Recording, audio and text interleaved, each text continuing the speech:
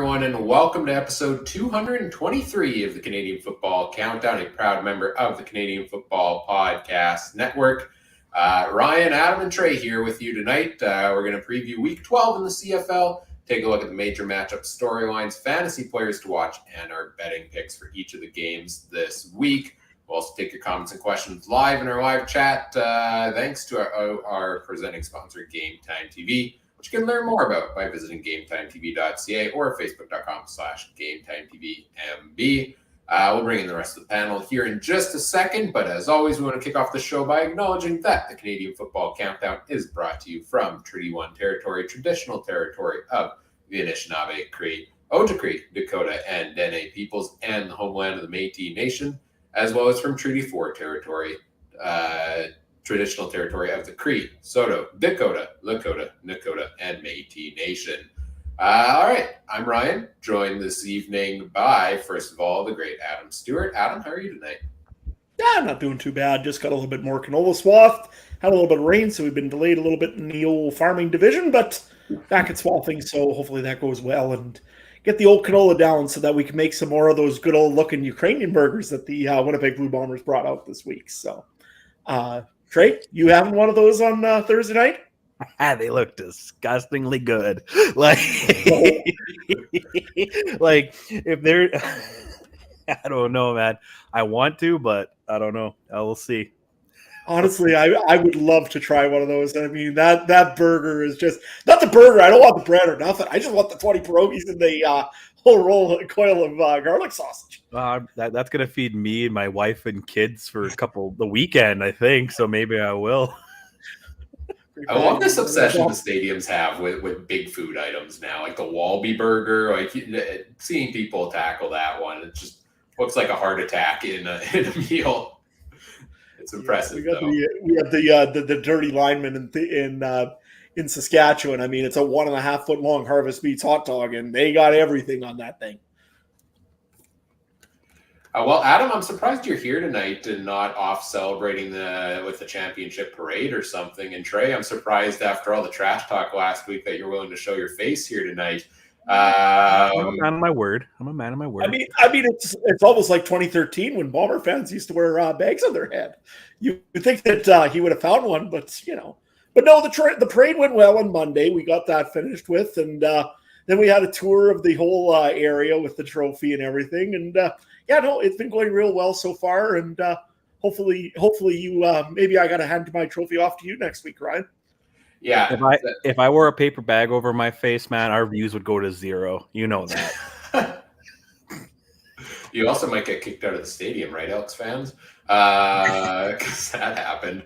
If you enjoyed the trash talk and the drama on the podcast last week when these two faced off in a fantasy football matchup, stay tuned because this week Trey and I face off in the Canadian Football Podcast Fantasy League. So, I look forward to putting up the top score of the week because that tends to happen when you play against Trey. So, it's going to be my best week of the year.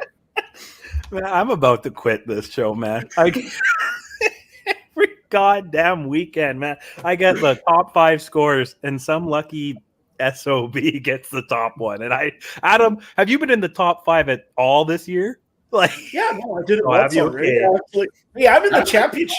I'm in the Champions League whenever the season ends. Remember? Yeah, you finished like top 30 in the world one week.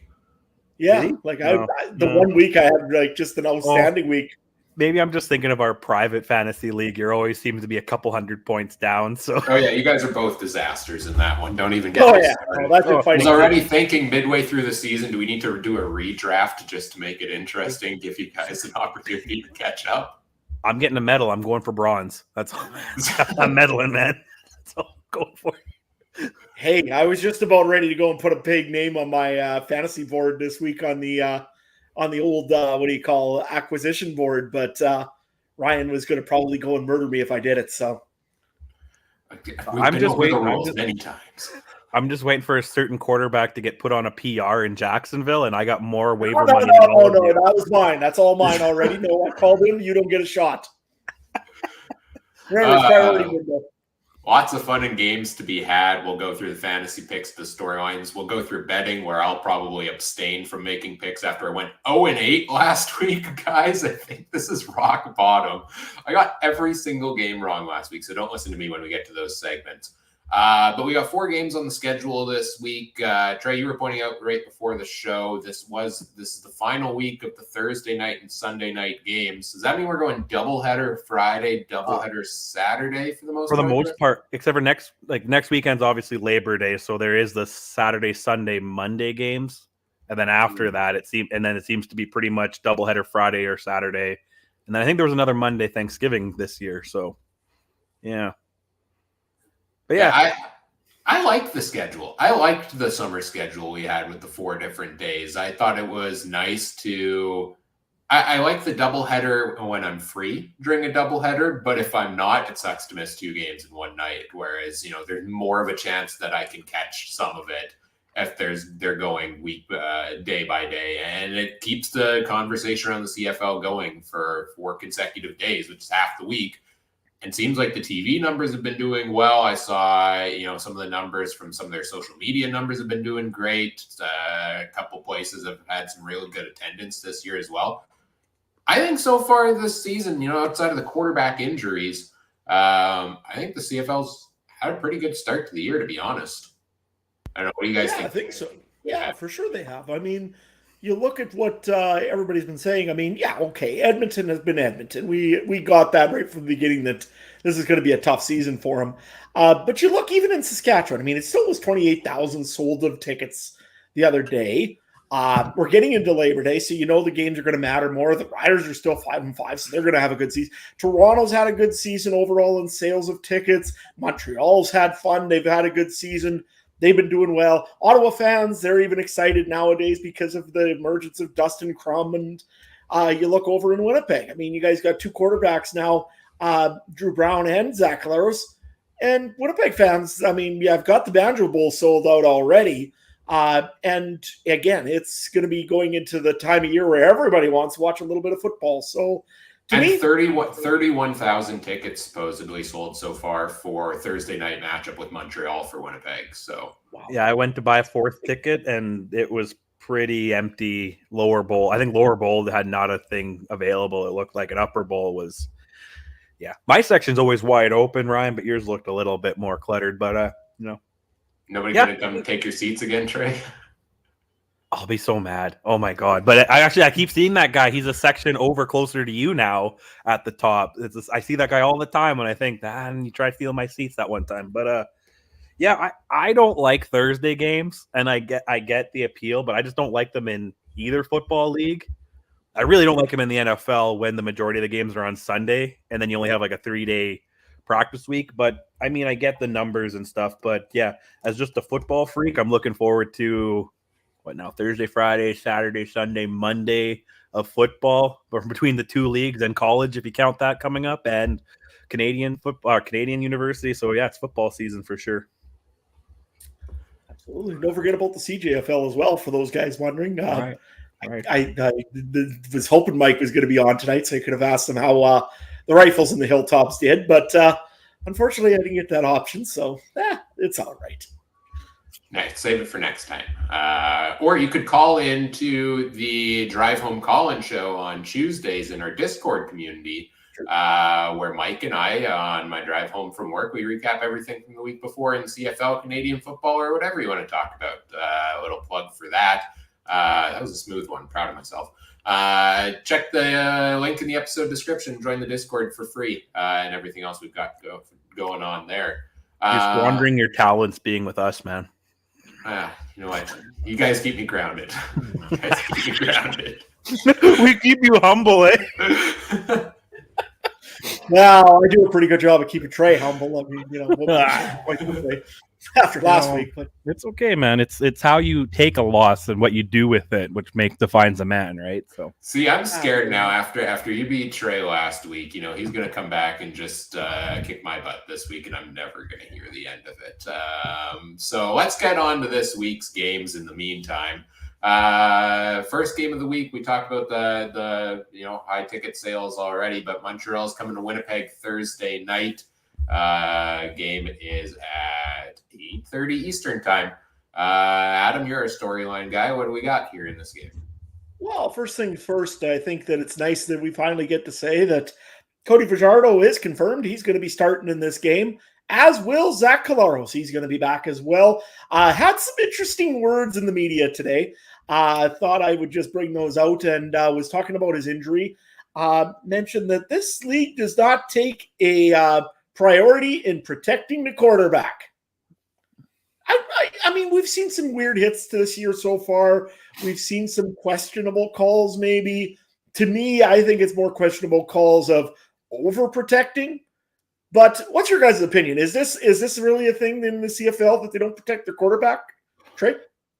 See, I was actually thinking about this because Mike kind of asked me this last week where he didn't like my answer because I like when I confuse Mike. I said something about I don't blame the protection. I blame the skill level of quarterback. And I've had 7 days to think about it because he didn't understand how does the skill level of a quarterback equal to all these injuries.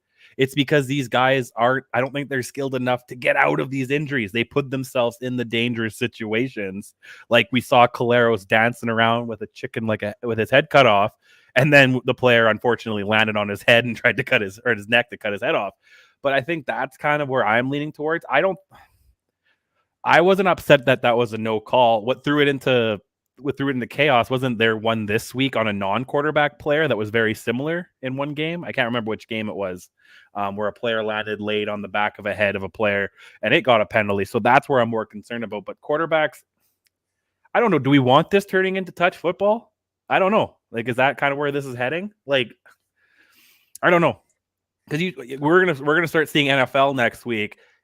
And Tom Brady's not in the league anymore, so I'm interested to see what kind of penalties they have for roughing the quarterback and stuff, right? So, I mean, we seen that last year. Remember against Tampa Bay and was it Atlanta that one hit on Tom Brady? I mean, yeah, absolutely vicious. There's some, but then Tua got 5 concussions last year, so it's quarterback by quarterback, and I think that's still in this league, and I think that some of these quarterbacks still haven't earned that star ability to get the call, which is weird to say. The only, you know what I mean? Even Zach Collaros probably doesn't have the star quality enough for referees to give him that call.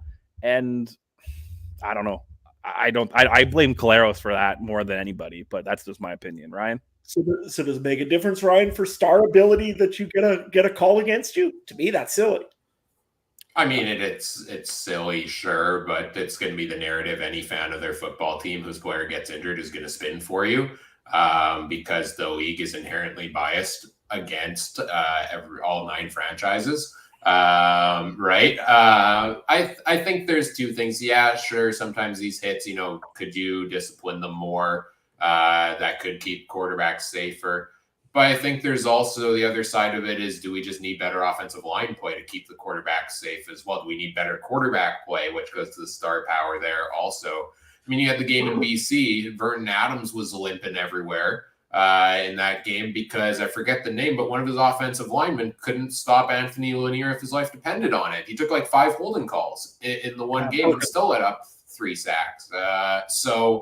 And not to single him out specifically, we've talked about before that it feels like the offensive line play around the league is kind of down this year.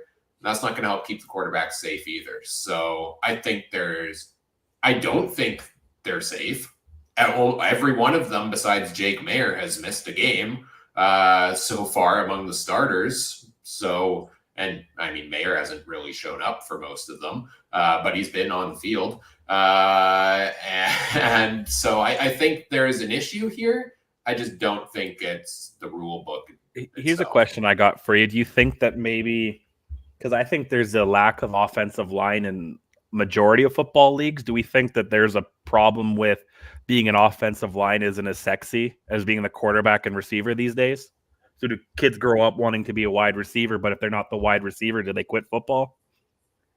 You know what I mean? The wide receiver and quarterbacks make the $50 million, and they're the ones that get the hot girlfriends in the NFL. You know what I mean? And the offensive line, other than Jason Kelsey, how many offensive linemen do people know off the top of their heads?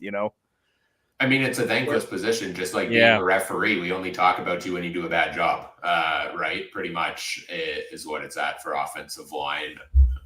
And you got to remember, the offensive linemen in the CFL are probably the highest paid players, especially the Canadian ones are some of the highest paid players in the league. No, you're right, but that's Canadian, which then again, what, 3 offensive linemen on most teams are American, so you still have to find those American pieces to fit in, right? And I think those are getting slimmer and slimmer and slimmer, right? And I don't think it helps too. NFL rosters and XFL rosters and UFL or UFSFL rosters and are expanding, right? So, but no, exactly, I get it. Yeah, no. Anyway, we'll move on a little bit here because we got to get going. Injury report for the Winnipeg Blue Bombers. The Montreal Alouettes injury report, though. They got a couple guys on it. If Fajardo still is, again, he's fully practicing, no problem. The only guys that I'll mention, Jake Hardy, he's been a leg injury. He's been injured his whole career practically, unfortunately. And Philip Ganon, the offensive lineman, we spoke about them maybe being a little bit down this year. Well, Ganon's been a very good offensive lineman. He has an elbow injury.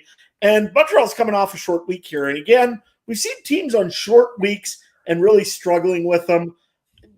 What does Montreal need to do here to keep everything in focus? And I mean, they didn't have as short of a week as some, but they only really had the one practice on Tuesday and then had to come out to Winnipeg today. So what do they need to do to keep focused in this game here and not have a problem like the BC Lions did against Winnipeg, right? You took the words out of my mouth. I was going to say do exactly what BC didn't last time around. And also don't do whatever the heck it was you did in the first half against Ottawa last weekend. They completed the comeback. Kudos to Caleb Evans. He lit it up in the second half after a disastrous first half, and they got it done.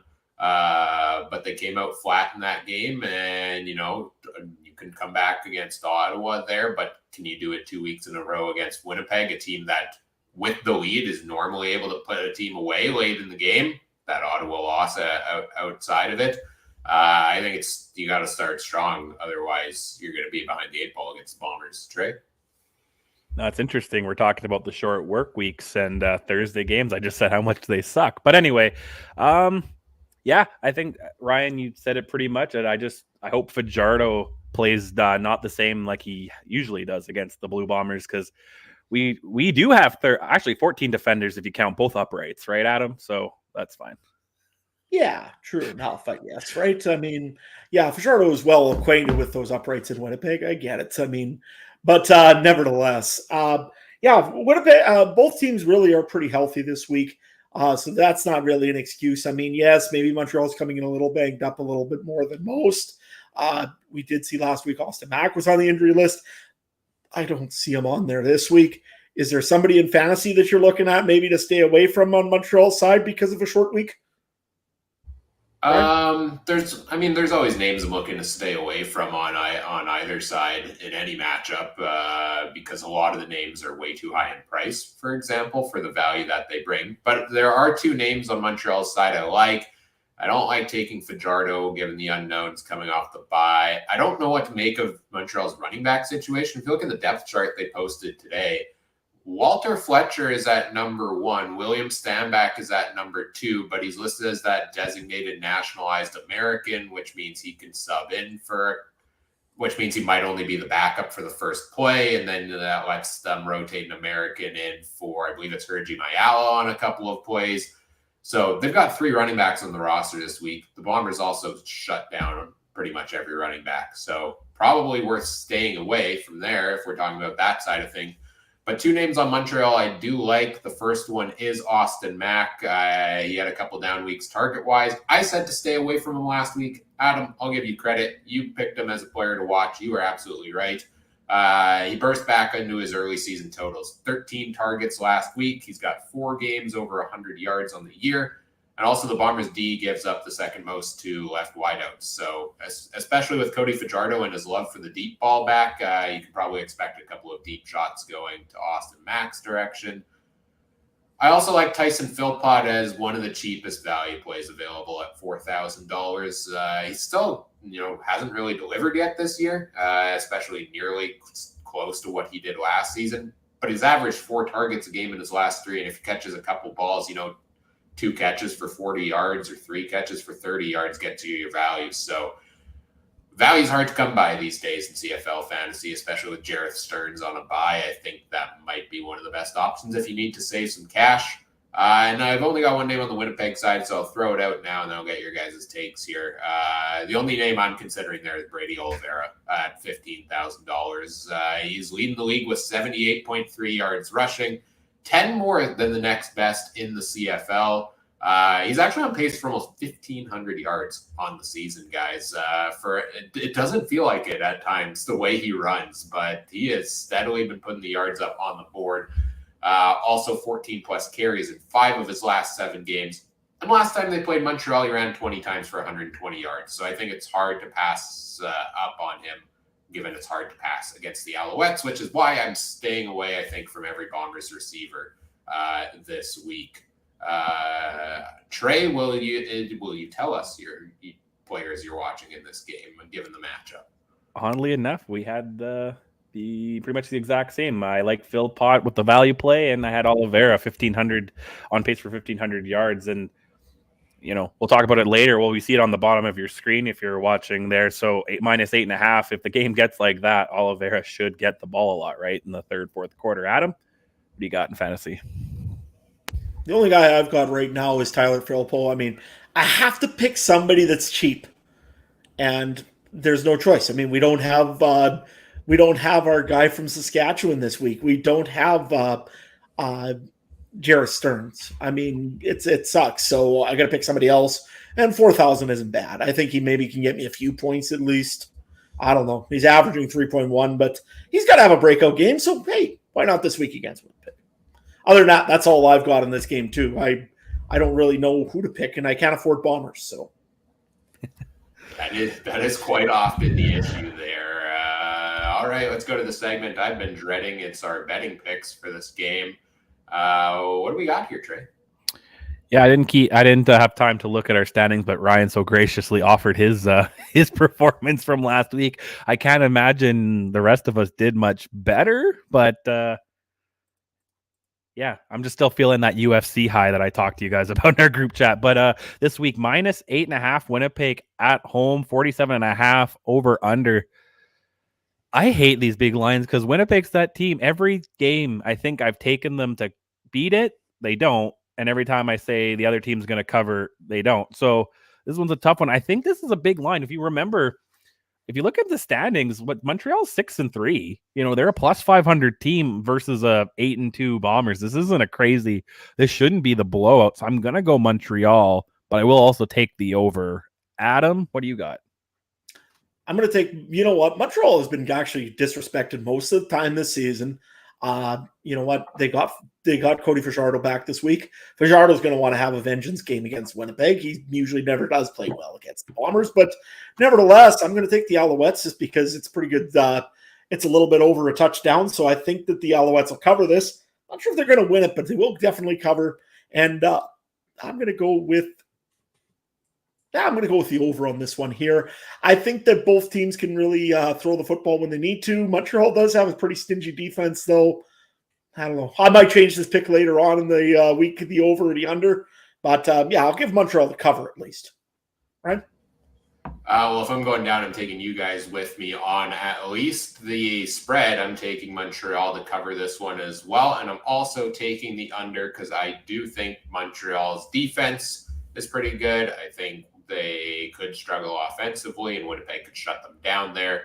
So I think it's going to be a lower scoring game, which makes it hard to believe for me that it's going to be an 8.5 point win for the Bombers. So I'll take Montreal and the under. So congratulations on getting at least one pick right this week, guys. Yeah. I think 8.5 is crazy. I get where Winnipeg is, but I think Montreal's a lot closer, and we all seem to agree with that. So, yeah, this one really shocked me. The other ones are pretty big, too, and I wasn't as shocked. I'm really excited for the last one, the very last game. We'll talk about that, though. Yes, we'll get to that one, but we got a couple other games to get to first, so we'll move on to our second game of the week, which is the Calgary Stampeders at the Toronto Argonauts. Friday night, 7:30 p.m. Eastern time. This one kicks off. What are we looking at here, Adam? Well, I think one thing, the main storyline in this is, can Calgary actually get their offense, not looking offensive? Uh, they have had injuries. I get it. I mean, things happen. They've got another big injury this week, Kadeem Carey, who I guess, you guys did talk about him in the drive-in show a little bit, hasn't done a whole lot this season, mainly because of the injury. And now when he come back, he hasn't been that real top-tier running back like we've been used to. But he's injured again and will be out, I believe. I think they've confirmed it now this week for the Calgary Stampeders. So that is a big loss for the Stampeders, as, again, Jake Maier has been abysmal in the air lately.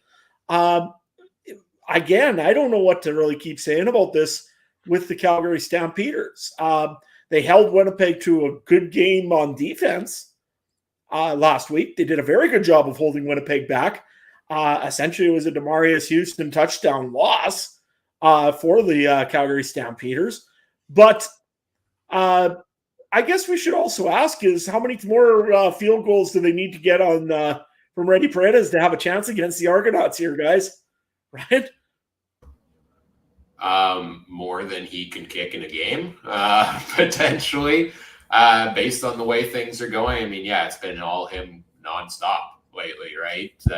Your offense hasn't thrown a touchdown in a couple of games. You haven't thrown for over 200 yards in 3 or 4 games now. It's interesting having Kadeem Carey out, especially for this matchup. The biggest interesting thing to me is Calgary won this game against Toronto last time. And by that, I mean, Dedrick Mills won this game for Calgary last time with 27 carries in a monster game in that one. So, maybe it's helpful actually to just have one guy. I like the dual back system. Here's my problem. I like the dual back system, but also, like, if you have 2 really strong guys, is it hard for either of them to get going if they're splitting the reps and you're getting 5-6 carries a game? What do you think, Trey? No, I maybe my NFL mind kicks in. They have 3 guys rotate in, 3 or 4 guys. Sometimes you have the 3rd guy on your fantasy team, and he gives you the most points on your team, right? So it's something we don't see too much in the CFL. Is it maybe the one less down, where NFL you could run first down with one guy, second down with the other, and then you still got your passing play, where here you only got the one real running down, right? And if you do decide to run on second down, I don't know. I do like it, but I think you need to have 2 different guys. And do we think Dedrick Mills and Carey, when he's healthy, are they the same style or are they different style? Because I think you need to have one of each to really be successful, the elusive and then the power back. But that's just me. But I do actually like what you said. So are we throwing out that game a couple weeks ago and saying it was a fluke? If we're thinking, is this Toronto show, especially if they're minus 10, is this or do we think that Calgary is a little better than maybe we think, or that was a fluke? I think what you do is you put in a big asterisk and say that Chad Kelly didn't play most of that game, because David Dukes had nothing in that. Essentially, the Argos would, to me, it was 100%. The Argos were going to win that game if you have Chad Kelly in the game. I don't see anything here. Anyways, no, on this one here, overall, a few injuries that I'll talk about here quickly for the Stampeders. If I can grab it here real quick. A few guys that are out. Kadeem Carey, we've said he was limited, didn't practice Monday, Tuesday. He's out. Julian Charles, defensive back, he's been fully practiced on Monday, but then something happened, shoulder and a knee injury. That's impressive. He's got an upper and lower body injury. He's out. Elliot Graham, he's a little questionable in this one here, defensive lineman. Jonathan Moxey, again, questionable. He's been fully practicing, so might expect to see him, especially with the injury to Charles. Brad Muhammad, hip injury. He's been fully practicing, but again, questionable. And Tommy Lee Lewis, their returner, had been questionable in this game here. He's about to break one, that guy, again. I mean, anytime now he's going to break a big run for a touchdown. Over on the Argos side of the football, there's really not a whole lot. They're back, they're fresh, they're fairly healthy. A couple of little injuries there with offensive linemen and receivers to maybe keep an eye on. But what does Toronto need to do? Is there anything besides, again, what I talked about earlier with Chad Kelly being out of that game? Was there anything else that they needed to do to win that game versus Calgary last time? Or again, you're at home here and you can just pretty much cruise to a victory? Ryan? I think they made some mistakes last time too, right? Like I think didn't they have something like right before the half where they fumbled a return and Calgary recovered it in the end zone or close to the end zone to punch it in? Like uncharacteristic mistakes we haven't really seen from the Argos much this season. I think it was all encompassed in that game last week, or not last week, a couple of weeks ago. The Kelly injury and all the 2-and-outs certainly didn't help, and I think is the biggest factor why they lost that game. So, Toronto, they got to come out and deliver now, I think, because Montreal, we talked about their record. I think Montreal's a little bit hot on their tails. So, Toronto's got a long season to go, no bye weeks the rest of the way for them, while other teams do have some sprinkled here and there throughout. So I think it's important for them to come out strong out of the bye week here and hopefully use that bye week to prepare and review what went wrong and how you let Dedrick Mills run 135 yards on your seemingly solid run defense and make sure that doesn't happen again. Because if you can shut him down and force Jake Maier to pass, hopefully your passing defense finally has a better day then too.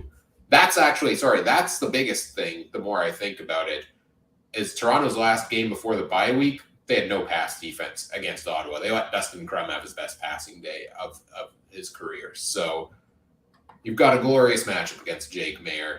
You got to shut down the pass. If you can't now, there's no hope for you shutting down the pass this season, arguably. Do you disagree at all, Trey? No, I completely agree. And I think Adam said it's good too. They're at home. There's only two teams that are undefeated at home right now, BC and Toronto. So that BMO home field advantage, who would have thought we'd be saying that? So I don't remember if it's this game or one later this year. I was talking about this with Mike yesterday too. That the Argos are going to have one of their biggest crowds ever at BMO Field in the near future. So, I mean, Trey, you've been there. They get loud at BMO. Like we always knock on the crowd, right? But it seems like they're passionate and excited about the team. You know what? It really not annoyed, but they have those metal bleachers, and they were kicking them, like the stomping on them, and that really made it louder. And again, I think because there's not really an upper bowl, like everyone's kind of in the lower bowl, it sounds like it echoes. It wasn't bad, but also when I was there was a lot of Ticat fans, right? It was almost louder when they were on defense at times, so it was kind of hard to. It was no Mosaic and no IG. Like I'll tell you that. It was probably when I was at McMahon, I put it around there where McMahon is now. So. Which is pretty good because, I mean, McMahon usually can be a pretty loud stadium. I know even with when you used to go there when Saskatchewan showed up, especially, I mean, Rider fans, Stamp fans, mostly yelling at each other. So, hey, good on the Argonauts. I mean, they're getting some audience in there. They're getting some stuff done. Good on them. I'm going to talk quickly about their injuries that they've got going on here for the Argonauts to look at this week. The guys that are listed out for sure right now, Dylan Gillian, he's the offensive lineman. Chest injury, he's going to be out this week. You look also at two other guys maybe just keep an eye on here.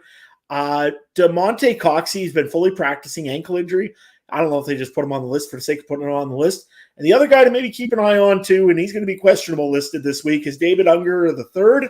I know some guys are looking for value picks there. Usually Unger is probably a pretty good one on average for a value pick, but he is listed as questionable right now for the Toronto Argonauts. Ryan, is it worth the risk of putting Unger on the old fantasy this week? I almost had him on there for the cheaper price. I mean, it depends where he lines up. Last week, he finally got a start at left wideout, I think, or last game, and it worked out pretty well for him. Sorry, I have him at right wideout last game. Right, I think that's what happened in that one. Seems like he's got a couple big plays normally that he connects with Chad Kelly, but he's not the Argos receiver I did put on my list this week. It's Cam Phillips at $10,100 is the player I'm watching there. 23 targets in his last 3 games. We've been waiting for a receiver to break out as a go-to for the Argos. I think he could be one of them. How many people are going to chase DeVaris Daniels' 42-point fantasy performance from 2 weeks ago with 180 yards and 3 touchdowns? Probably a lot, but I don't chase a 3-touchdown game because they're unsustainable there. And so I'm going to stick with the guy who consistently gets a high volume. It's Cam Phillips, 18 fantasy points per game in his last 2 games. I like that, and I think it's a cheap value play there at 10,000 or an average play there.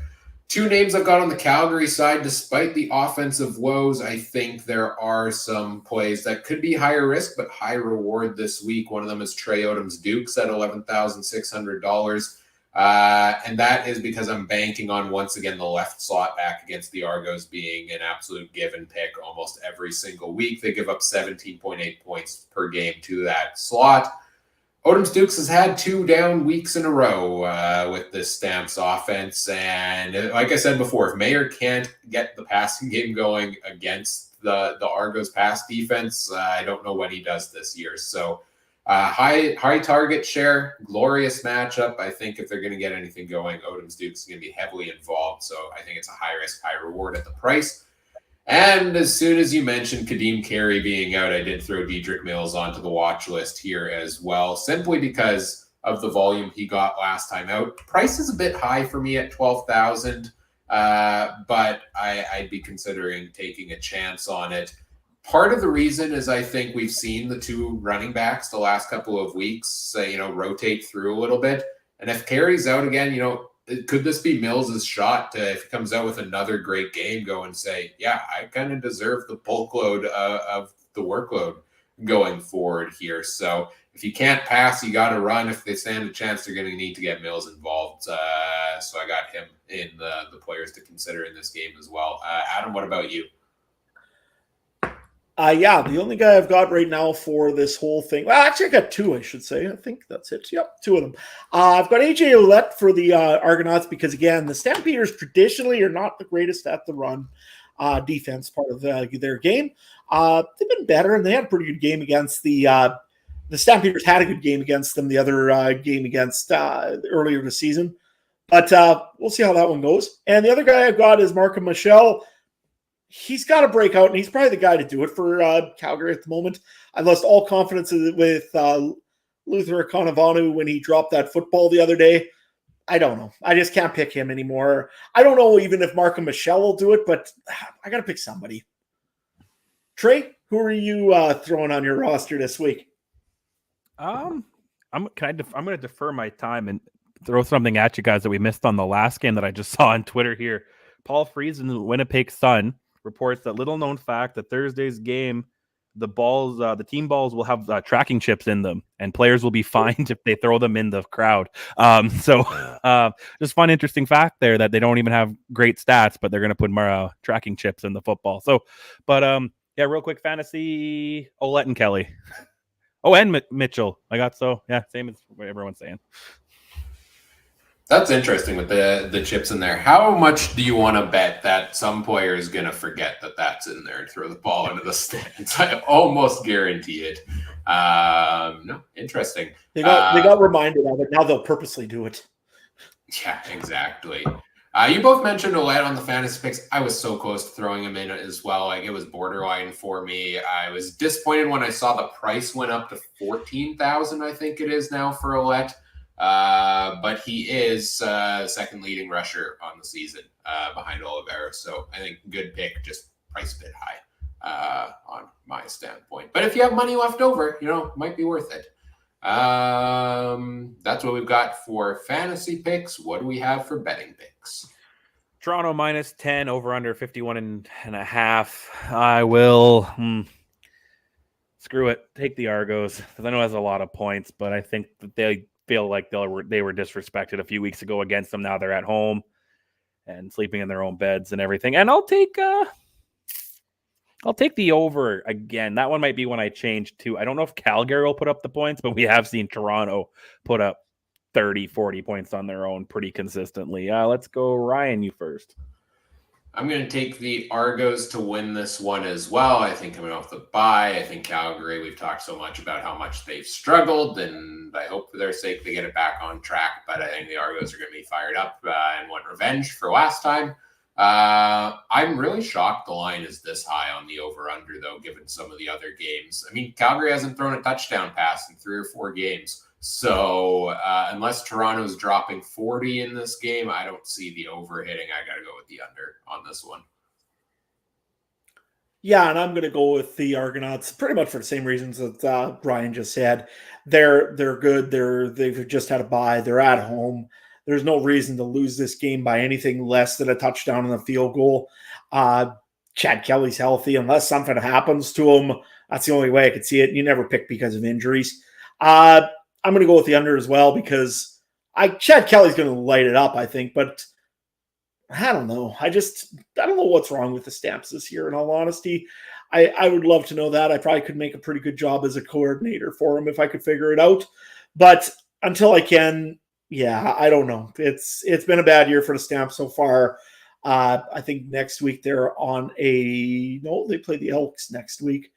Maybe what the doctor ordered. I don't know. Until they get to Edmonton, I don't see anything changing much.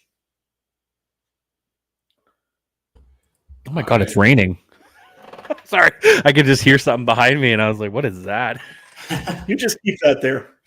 Yep. It's supposed to rain tomorrow night, and it's supposed to be chance of thunderstorms, Ryan. So be prepared for delay. Is Marshall Ferguson calling the game? I don't know. It happens there's a storm delay every time he calls a football game. So all I know is I have a baseball tournament this weekend too. It's supposed to rain all weekend, so that's fun. Who's got the lead right now? Benetti or Ferguson? I don't know. For what do you call amount of rain delays? It's got to be close. It's I don't know. Should I throw a weather delay prediction in again this week since I got it right on last week's show? Again, shining moment of my podcast career. I can't pick the winners or the over-under of a game right, but I can pick when there's a weather delay. It was my only correct prediction. As we move over to our third game of the week, which is the Hamilton Tiger Cats visiting the BC Lions. This one on Saturday at 7 p.m. Eastern time in BC. Adam, what are your top storylines here? Well, I know that we got to talk a little bit about the Hamilton Tiger Cats. They just lost a game against the Edmonton Elks. And I mean, if there's anything more devastating in all of entertainment or any of CFL, it's losing to the Edmonton Elks. It's not been Hamilton's year. I know that they've had injuries. I know they've had problems. I know they've had other things that have been going on for Hamilton this year. Again, you're running on your third string quarterback. You probably don't have the receiving depth right now that you thought you might have. Yes, they've started to use James Butler, but even their defense has not been very solid this year. Is this a team that could turn it all around and whenever Bo Levi Mitchell gets back and still take a shot for the Grey Cup? I mean, I'm digging for questions on them because there ain't much good to say about the Hamilton Tiger Cats. Or actually, I'll tell you what, guys. If nothing else, give me one thing you're optimistic about in Hamilton because I'm struggling to find something. Trade James Butler has been lighting it up, right? Like when they've used him, it's the only positive I can honestly come up with personally out of the Ticats. It was Mark Leggio until this past week when he missed 3 field goals, right, Trey? Yeah, that's okay. One positive: they actually have betting odds to win the Grey Cup than the Saskatchewan Roughriders. According to CoolBet, they have better odds than Saskatchewan, Calgary, Ottawa, and Edmonton. So, but a $10 bet would get you $230 though. If I don't know. I like Butler. He was a good fantasy addition on the one thing that I added. Other than that, I mean, their stadium's nice. I don't know. They have the Grey Cup this year. Hosting Grey Cup. I don't know. But yeah, you know what? Butler was a very good pickup last week, especially if you put him as your captain and added him into your fantasy lineup, right? I don't think I've ever put a non-quarterback. Maybe once I did Lawler and Schoen or something, but I don't think very often I put a non-quarterback as my captain. It's something I should look into more. You know what? I'll give you one other optimistic thing about Hamilton that I could think of. Duke Williams hasn't been suspended yet, so I mean, that's good. Chris Edwards was, but that's a different story. Honestly, there's not been very good things about Hamilton. And lately, this is like maybe the pessimistic feline bowl this year because BC really hasn't looked the overly best. Yes, they had a good game 2 weeks ago, but then they go and they play the Saskatchewan Roughriders, a team that they were absolutely everybody except for Mike Garrell, like literally everybody else in the world picked BC Lions to win that game. And somehow Mike doesn't pick them and actually picks the Roughriders and they win the Riders. I can't believe it. I think he was picking the Riders because he knew if the BC Lions lose, that means Winnipeg gets first. But we'll get off of that. Every pick Mike makes on this show is reverse psychology. That's what it is, and he will agree. He will admit that, and he has admitted that in the past. He's getting in the heads of his opponents there. But kudos to him. He got it right.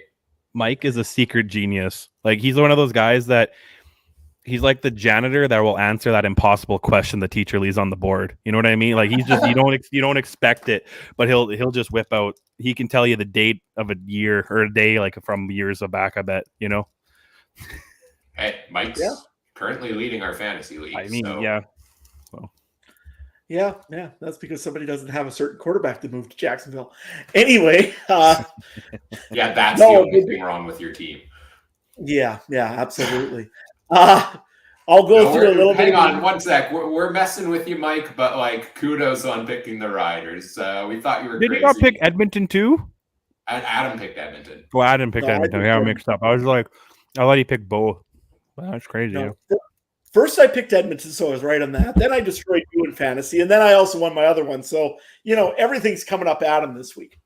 So, nevertheless, except for the Rider pick. But brick walls come fast, man. Nevertheless, BC, like, honestly, where is their defensive line gone in the last 3 weeks here? I mean, they had 1 sack against Jake Dolegala, maybe 2. I mean, they have not looked right. Their secondary, I mean, Gary Peters does not miss a very much a catch. I mean, Sam Emlis, yes, they were circus catches, but those are ones that Gary Peters usually knocks away, and there's no question on this. Is BC's defense falling apart here? Or, I mean, Vernon Adams in that fourth quarter looked like Vernon Adams of, well, just looked almost more like Damon Allen than he did Vernon Adams. But, I mean, what's with the Lions defense right now, guys? I mean, I don't know. They're still averaging 18.7 points a game giving up. That's not bad. The only teams that are beating them overall are teams that play less games. I mean, maybe lately they haven't been doing good, but how long have I been complaining about another team's defense and they still find ways to win, So I'm not too worried about BC. I think unless something drastically happens, BC Winnipeg's getting home games in November, right? So I don't really not too concerned. Ryan? Yeah, I mean, in total, they've had 4 sacks in the last 3 games, only in total. And last week, weren't able to force a turnover against Dolegala and the Riders there either. So from a fantasy standpoint, 2 of their last 3 games with 0 points. Yeah, the Lions have definitely, the defense has regressed a little bit in recent weeks. I'm not too sure why that's happening either, but, I still think they can get it back on track, and VA has the ability to throw for 300, 400 yards a game, where even if this team gets into a shootout, I still like their chances more often than not to come out on top, especially, in a matchup like this. Yeah, and I mean, you look at this team here for BC, I mean, they've got Hollins, they've got Hatcher, they've got all sorts of weapons. They just had a bad first start to the game. I mean, you have a strip sack on the first play or second play of the game for yourself. That never sits well. I mean, everything there is it just doesn't go right. So eventually you just have a bad game. So go quickly to the injury report. If I can grab that really quick for you guys. Hamilton side of the football, not really anybody listed as probably out or anything yet because it's still a little bit early in the week. Duke Williams didn't practice on Tuesday. However, he was limited in practice today with a chest injury. Terry Godwin II also listed with an illness, so I'm not sure what's exactly going on there. Another interesting one here, Jonathan Kongbo, non-football related, didn't practice on Tuesday. Kind of odd. But that's really all there is for Hamilton on the BC side of the football. Woody Barron, abductor injury, fully practicing. No, the only one that hasn't been practicing, and I don't expect to see him this week after watching last week. Nathan Cherry, the old defensive lineman from the University of Saskatchewan, and by old I mean he was a rookie last year. So why am I saying old? He will.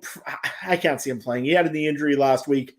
They had to help him. He didn't get any weight on his foot, on his leg last week when he was taken off. He's going to aim for the 6-game injured list, I'm pretty certain. So, big loss there for the defensive line of the BC Lions. Ryan, I took the BC Lions defense last week, and I got absolutely, well, what did I get? 0 points, I think it was. Do they have a chance of getting some points this week?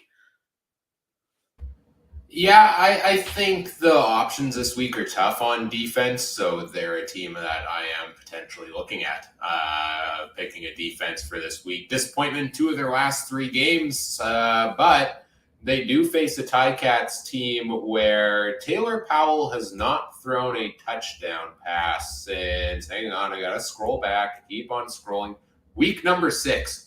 He came into the game after Matt Schultz went down, threw a touchdown pass on his first pass, and hasn't thrown one since. So the offense has not put up points on the board for the Ticats. They've struggled a lot. I think this Lions defense can force turnovers, and against Hamilton's offensive woes, I think they still have the talent on the D-line. They can get it back on track with a couple of sacks there.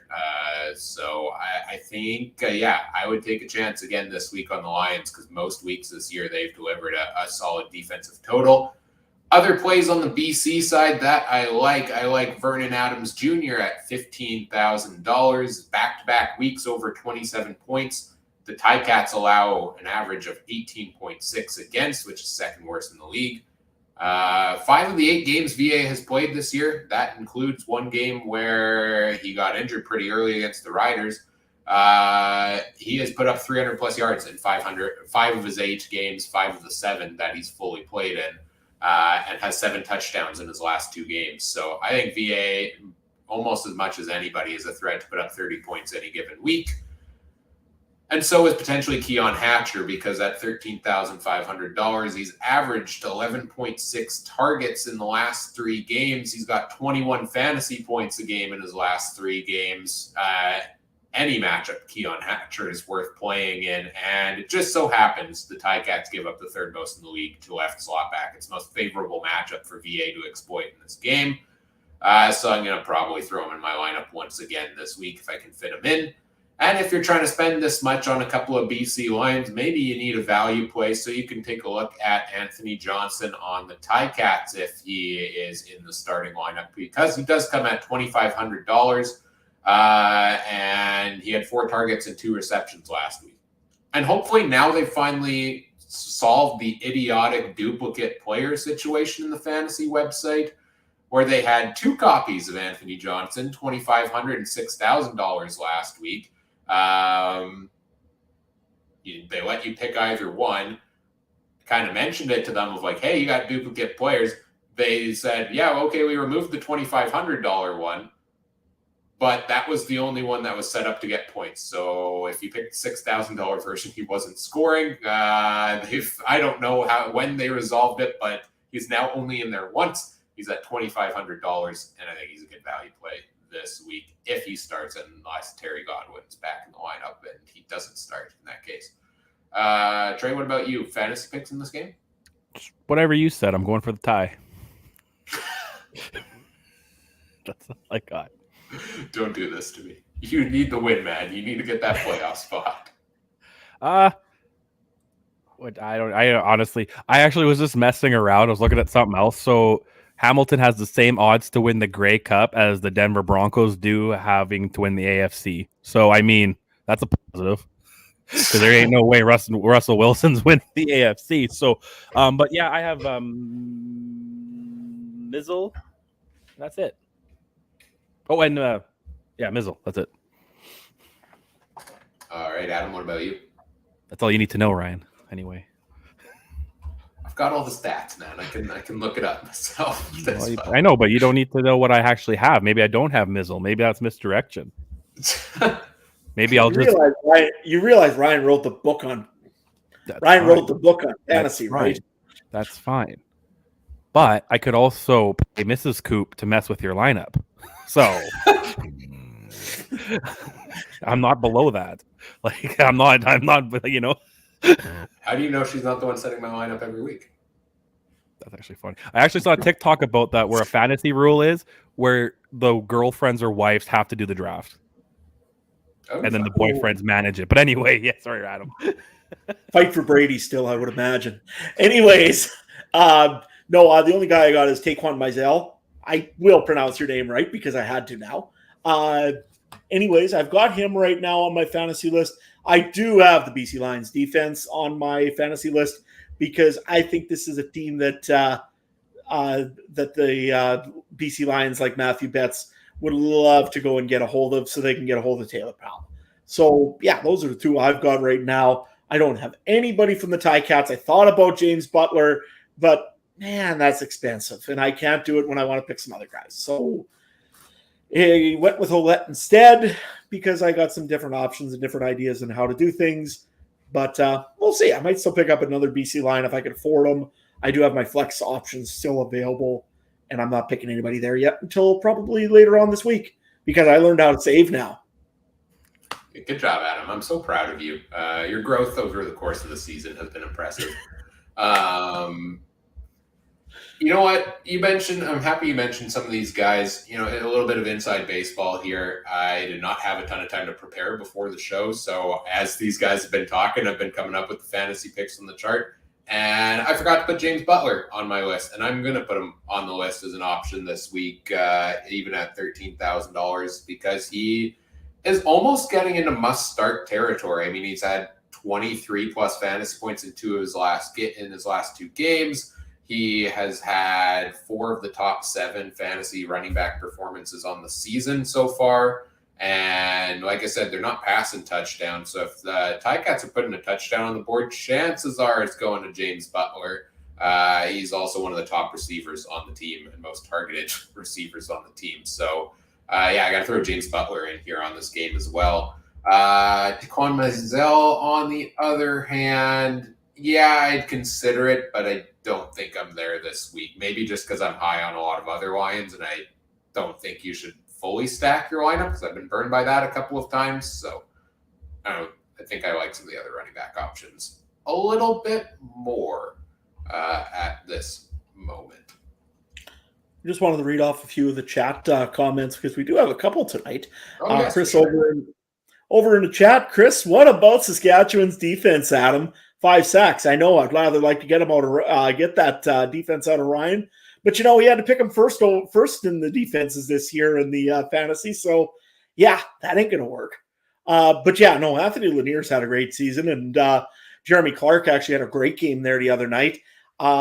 Still a little concerned about Amari Henderson's injury, but we'll see how that goes as the next week here, I guess, develops. At least we got a bye week as Rider fans. And the secondary there also, Jacob Dalkey really did also impress me the other night there against the BC Lions. I'm just going to take a look if there's anything else here.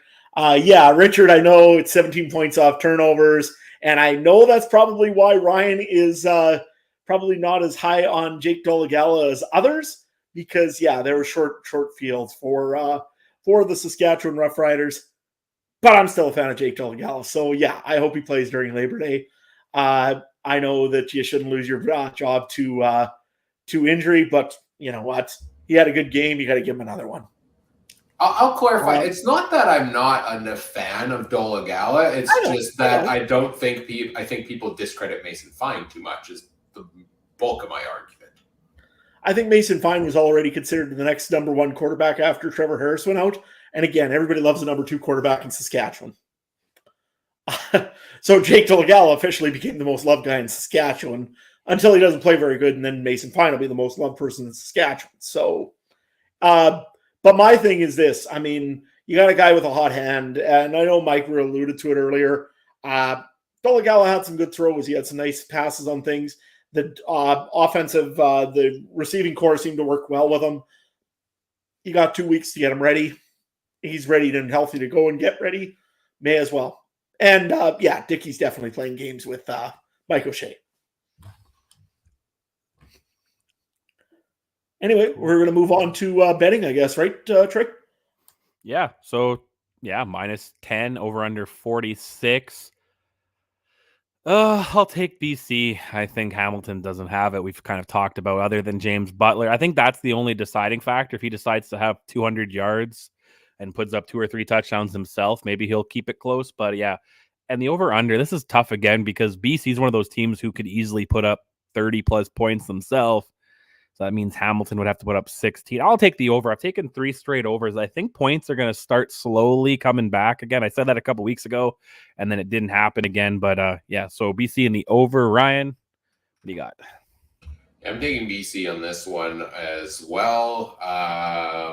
Do I take the under? Do I take the over? I mean, Hamilton's not scoring a lot of touchdowns right now, but like, how long can Taylor Powell go before he throws another one here? And I think Butler's good for at least one a game. So BC's defense is looking beatable now. I'll take BC, and I will take the over, I think, on this game. I'm going to go with BC Lions, but I'm going to take the under in this game. Vernon Adams has really looked good, but you know what? I still remember the old Vernon Adams of one game good, one game bad. He had a good game against Saskatchewan in the second half. I mean, he had a great game against Saskatchewan in the fourth quarter. So I'm a little concerned. I don't know if he's going to have a great game again, but I think he's going to have a better game than 10 points over Hamilton. So I'll take the Lions. I'm going to take the under, though, because, I don't know, Hamilton is just odd. I don't see Hamilton getting a lot of points. BC could get a lot of points with this Hamilton defense. But I don't think they're going to get over 46 on their own. So, BC and under. Sounds good, guys. On to the next one.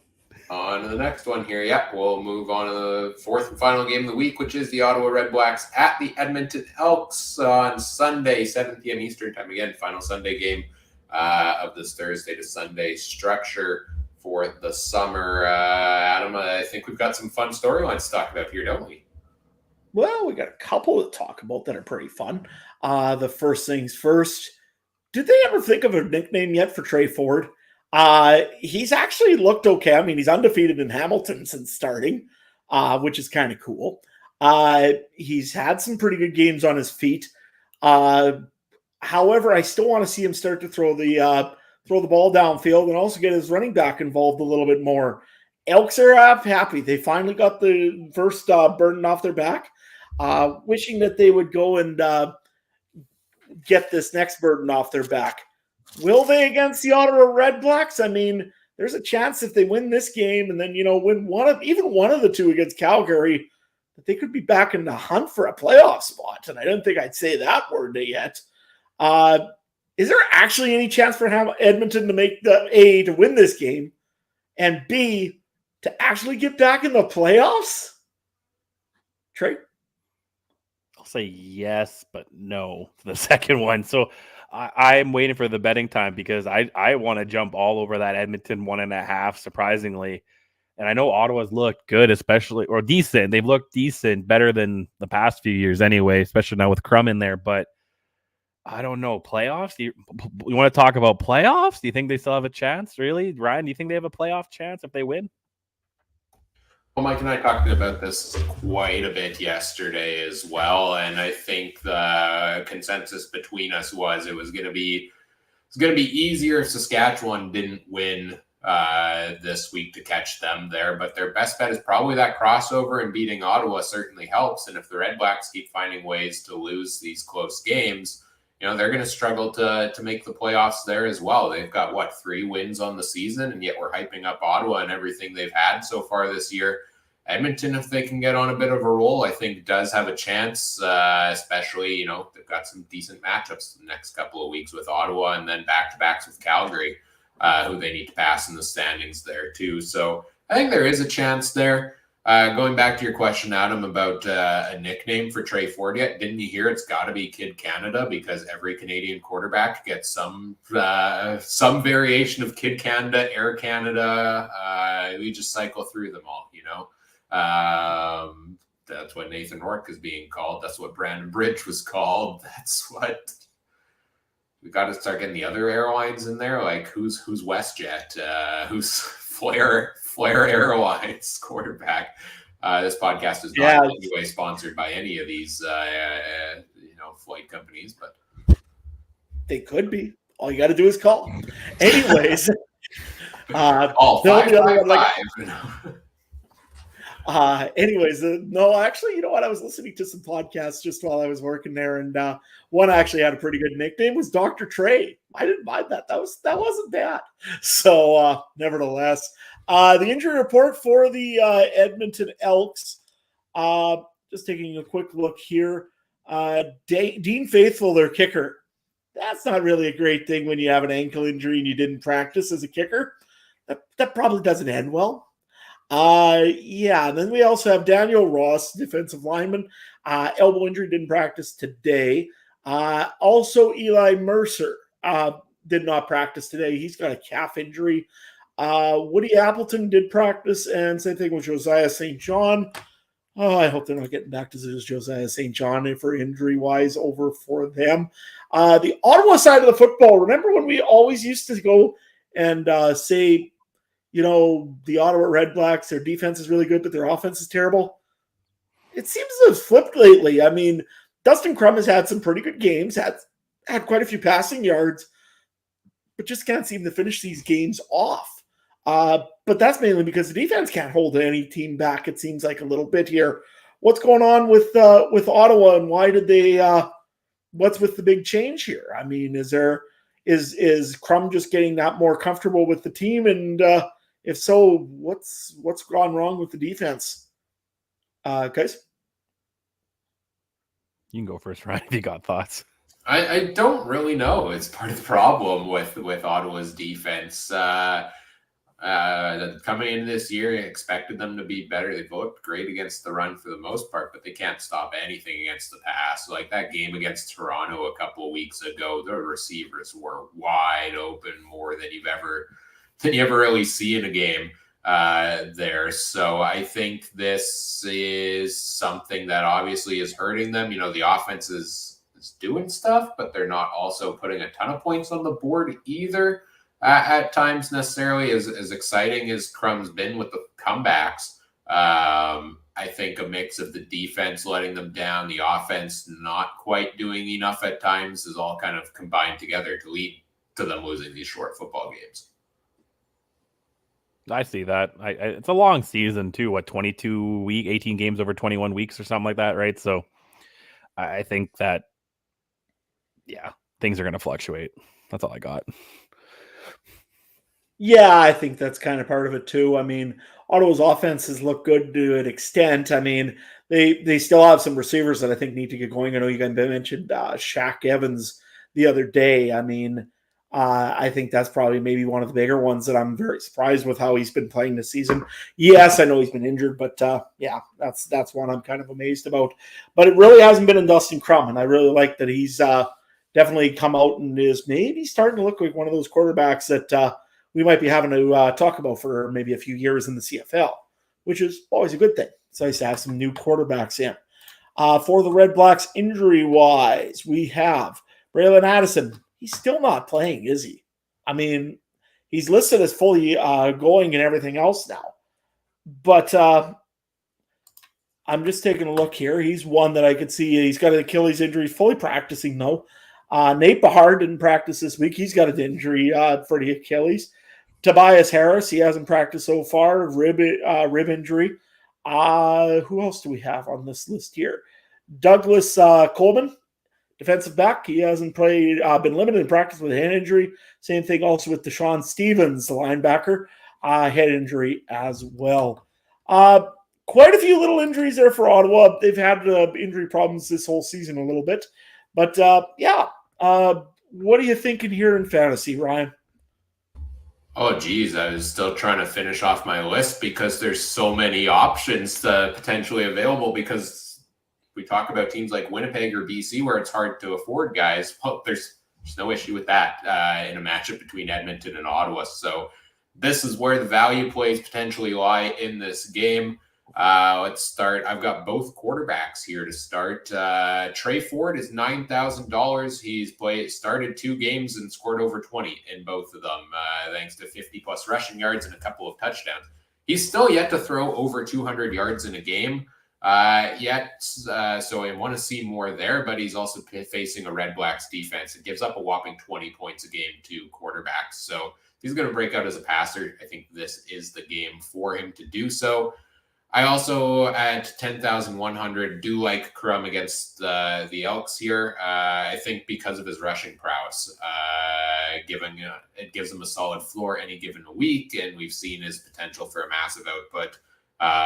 The Elks struggle a ton against the run, which is why I think it could be a good day for him again this week, and is also why I have not one but 2 Ottawa running backs on the list this week, because the Elks do give up a league worst 18.5 fantasy points to starting running backs. So Devontae Williams at $11,100, I think, is a good pick for a starter. I don't like that all these different guys like Crum or Bennett or Milanovic Litre steal his touchdowns potential at times, but I think he's got a solid floor of carries and against his defense can put them up for yards. And if you want to go cheaper at running backs, you can spend big at receiver. I think take a look at Jackson Bennett for $4,800. He usually gets a couple of reps a game. He could be a cheap play, especially if they try to run the ball a lot against Edmonton here and could save you money elsewhere. At wide receiver, I mean, you got to take someone, I feel, against this Ottawa defense that gives up a lot. How about Manny Arsenault at $4,300? They give up the most in the CFL, Ottawa does, to middle slot backs. He's gotten a couple targets a week, and maybe he gets a few more against this Ottawa passing defense. Oh, yeah, this many options. I'm still going. I didn't even fully finish my list yet, to be honest. So, you know what? That's where I think I'm at for now. I think there are enough value plays here that I like. I was looking at maybe Shaq Evans because he's a cheaper price now, but I think Edmonton's pass defense hasn't been too bad. And I was looking at Eugene Lewis at 13,000 possibly because he's got a good matchup. And I mean, it's Eugene Lewis. If he's healthy, he should get back on track with things. But still, with Trey Ford's passing totals, I'm not there yet. I might be getting there, but I think I like some of the other high-priced options better than investing money on Edmonton's receivers. But I do like their defense as the value play this week because they started to pick up steam. They've had 5+ sacks in 2 of their last 3 games, and Ottawa also gives up a lot of sacks there also. So I've named about half the teams from these 2 squads. Is there anybody I mentioned that you in particular like or didn't mention that you like, Trey? Edmonton defense. That's my like. Adam, what do you got? Well, I think of the Edmonton defense just because, you know, they have looked really good, and I do like some of their defensive linemen for getting some sacks, like Jake Serezna. But I do have Manny Arsenault on my list. I didn't think Ryan would catch on that one. But 4,300. I mean, it very, very cheap value pick. And I like it because it seems like Trey Ford does find Manny Arsenault once in a while. So I'll go with that one. And for Ottawa on that side, I was looking at Jalen Acklin.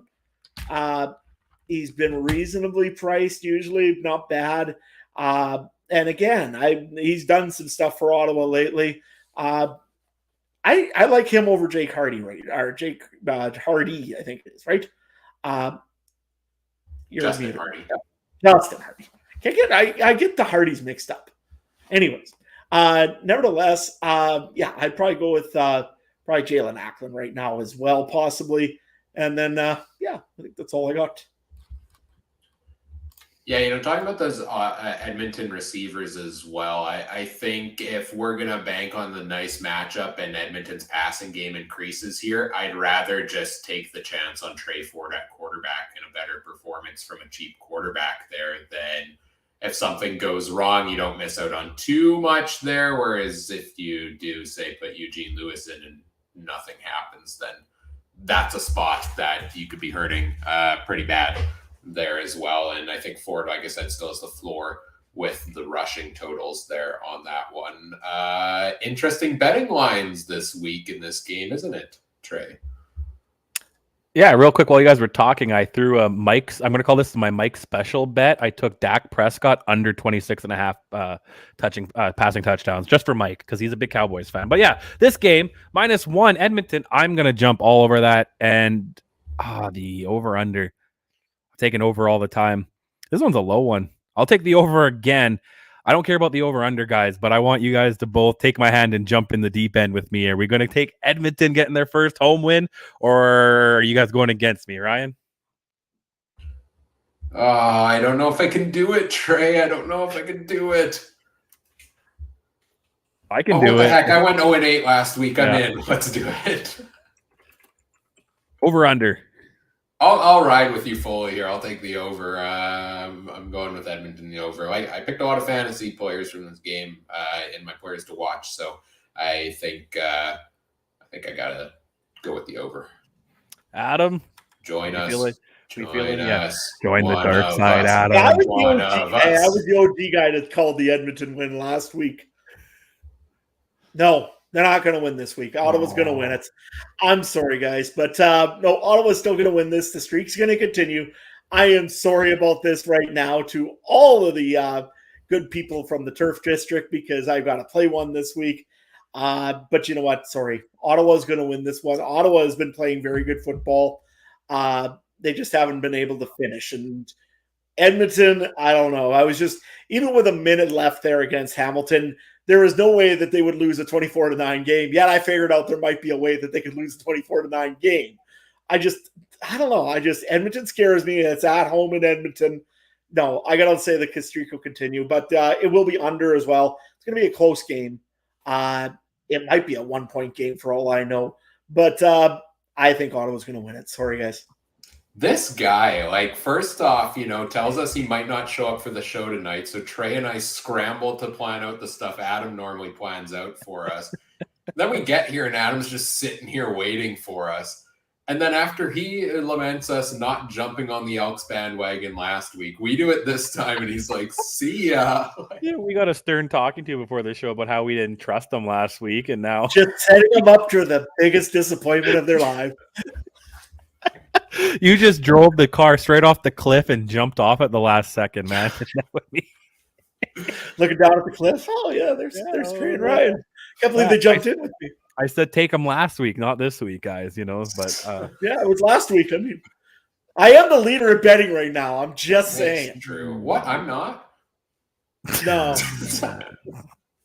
I mean, you're not as bad as Mike, but yeah. CFL's been weird this year. Yeah. I don't know. It's just the parity in the league, right? So, yep.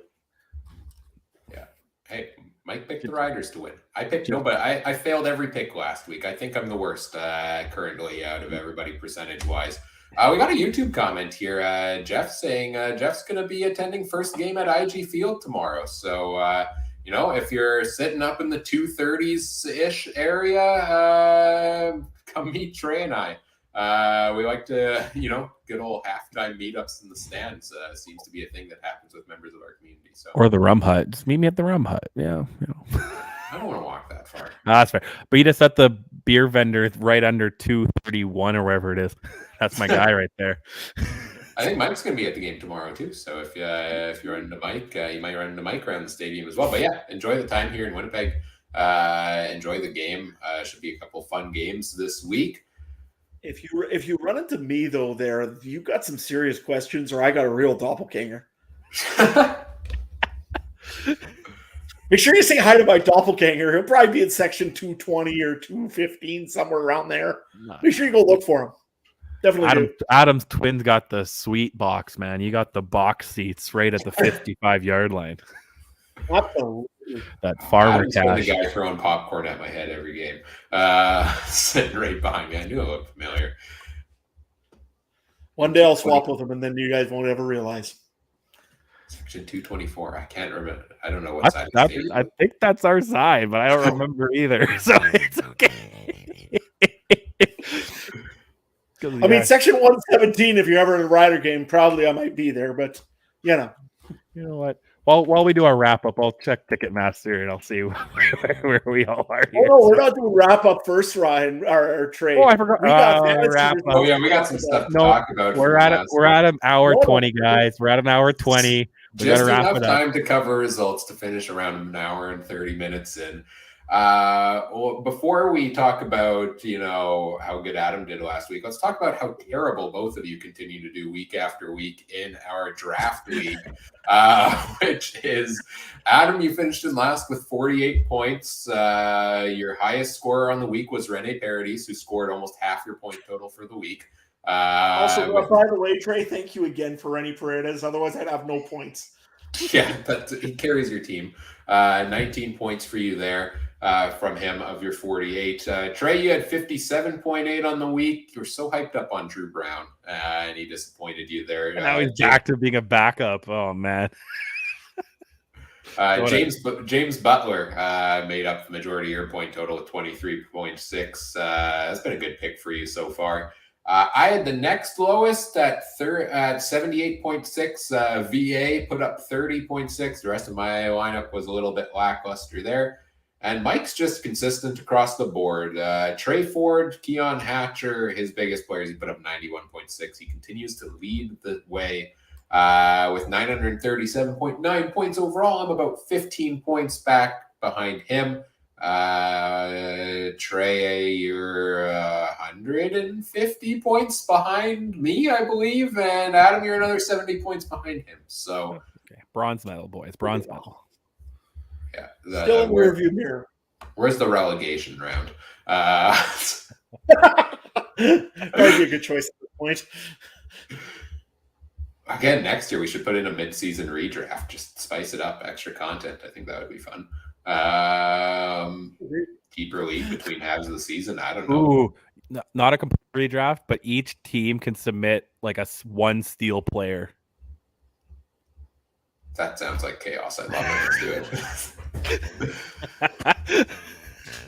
So we're switching the CFL name to the Chaos Football League. Got it. Like right the week before Labor Day, yeah, you can submit one steal, but then each guy can also submit one block. You can block one player, but you don't tell it, and then everybody can steal one player.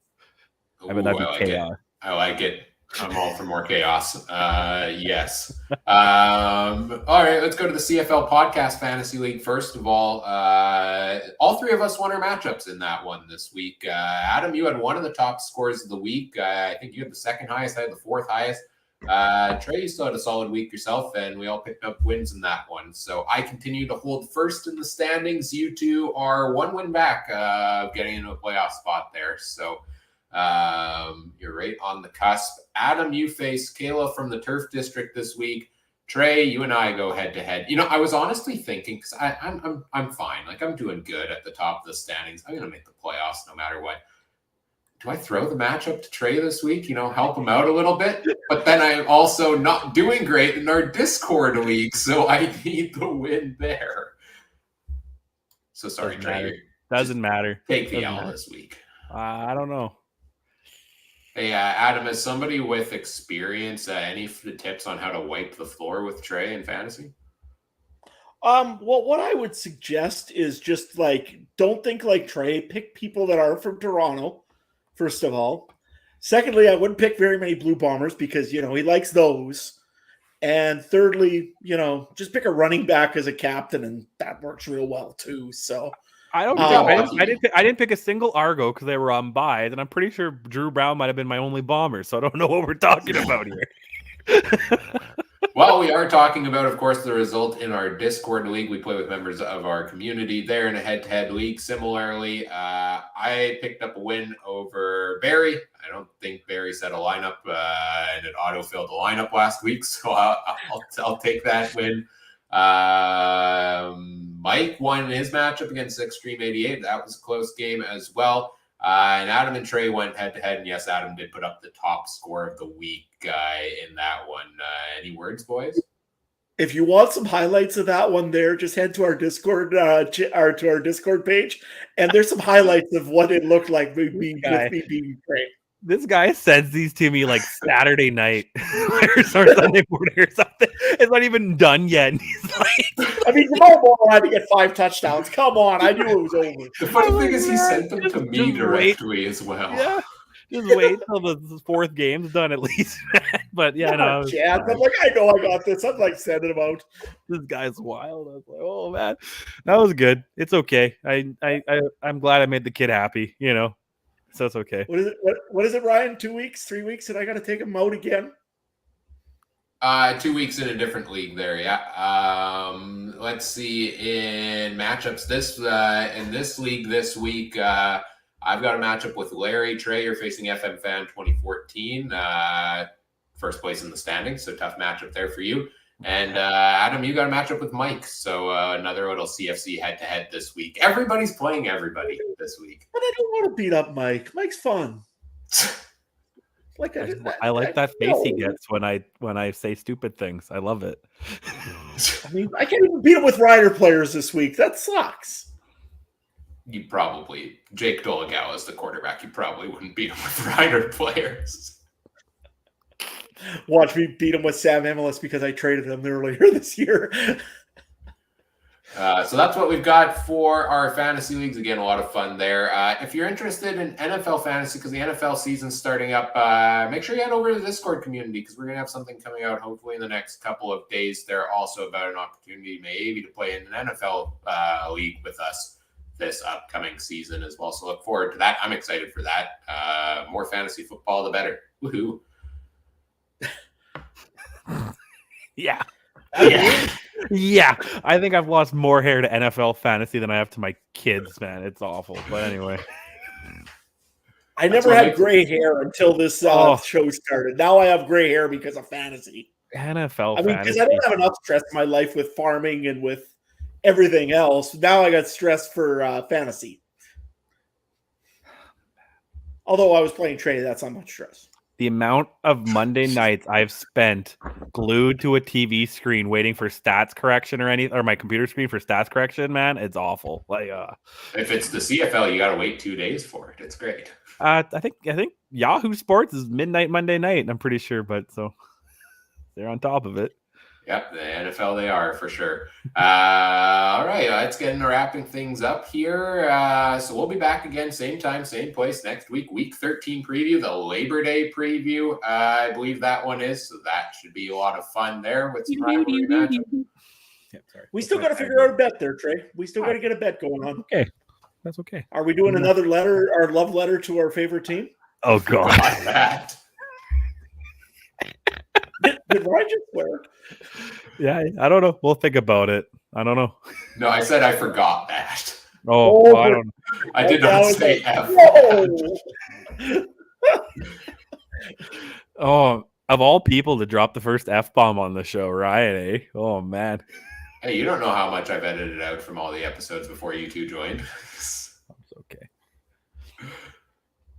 Not one F-bomb. Not one at all. I'll put my money down. I think Mike would be the one more like a trucker anyway, so it's okay. This show has gone completely off the rails. Right from my money's on one of you two to drop it first. I think that's a safe bet. Probably doesn't pay very well, but yeah, we'll be back week 13 preview next week. Storylines, fantasy picks, betting odds, and our betting picks there as well. Check out the Discord if you want extra content every single week, or just join us in our game day chats going on there. If you want to also follow us on social media, I'll pull it up on the screen here, assuming I'm doing this right. And there we go, I did it.